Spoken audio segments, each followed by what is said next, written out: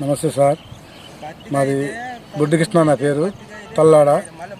నేను 4 ఎకరాల పొలం వేసిన కౌలుకి. నాగార్జున సాగర్ వచ్చిద్దని, నాగార్జున సాగర్ ఎడం కాలువ సిరిపారం మేజరు. మాకు నీళ్ళు రావాల్సింది ఉంది. సాగర్ దిగిపోయింది, నా పొలం మొత్తం ఎండిపోయింది సార్. మరి నష్టపరిహారం ఏందో, నాకు ఎకరానికి 20,000 అయింది నేను పెట్టుబడి. మరి నేనేం చేయాలి? దయించి మీరు నా పంట చూసి న్యాయం చేయండి అని కోరుతున్నాను. ఎన్ని ఎకరాలు వేసినావు? ఎకరానికి ఎంత పెట్టుబడి అయింది? 4 ఎకరాలు. ఎకరానికి 20,000 అయింది సార్. నారు కొనుక్కొచ్చి వేసుకున్నా. సాగర్ పోయింది, పంట ఎండిపోయింది. కౌలు తీసుకున్నాను నేను.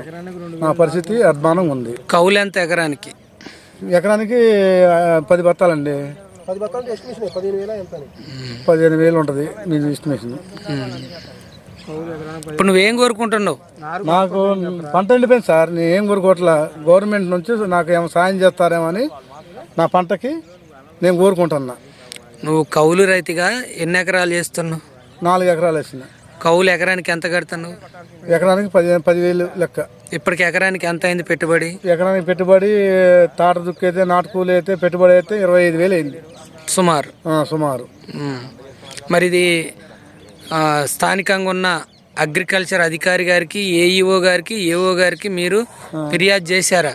చేయలేదు సార్. ఇప్పుడే మన కాలం వచ్చింది, ఏమన్నా రేపు వచ్చిందే, ఎల్లుండి వచ్చిద్దే, ఎల్లుండి వచ్చిద్దే, మళ్ళీ గండి పడది, మళ్ళీ తూముకి ఏదో వీటి కూలింది, అది కూలింది, ఇది కూలింది అని చెప్తున్నారు. కానీ సాగర్ అయితే రాలేదు. పంట ఎండిపోయింది. పంట వేసి ఎన్ని రోజులు అవుతుంది? కాలువరాక ఎన్ని రోజులు అవుతుంది?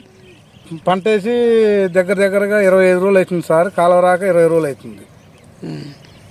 22 రోజులు. ఇప్పుడు మీరు గవర్నమెంట్ వారిని ఏం అడుగుతున్నావు?